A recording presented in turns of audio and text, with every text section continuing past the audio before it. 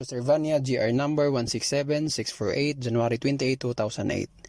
TAPE is a domestic corporation engaged in the production of television programs which respondent Servania had served as a security guard until he was terminated.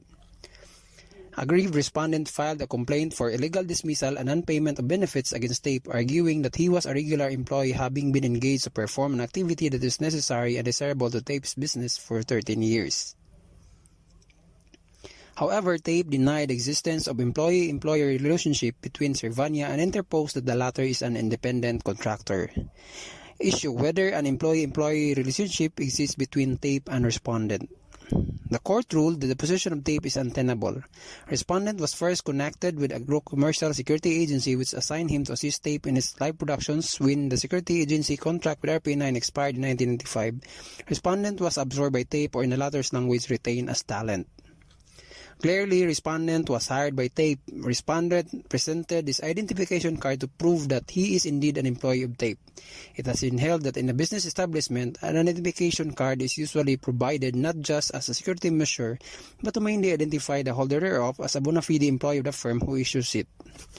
Respondent claims to have been receiving $5,444 as his monthly salary, while TAPE prefers to designate such amount as talent fees.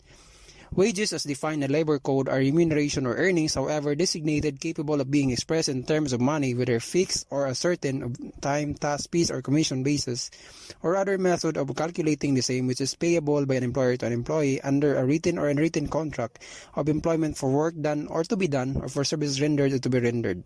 It is beyond dispute that the respondent received a fixed amount as monthly compensation for the services rendered to TAPE. The memorandum informing respondent of the discontinuance of the service proves that the TAPE had the power to dismiss respondent. Control is manifested in the bounty card submitted by respondent and evidence. He was required to report daily and observe definite work hours to negate the element of control. TAPE presented certification of MSET production to prove that respondent also worked as a studio security guard for said company.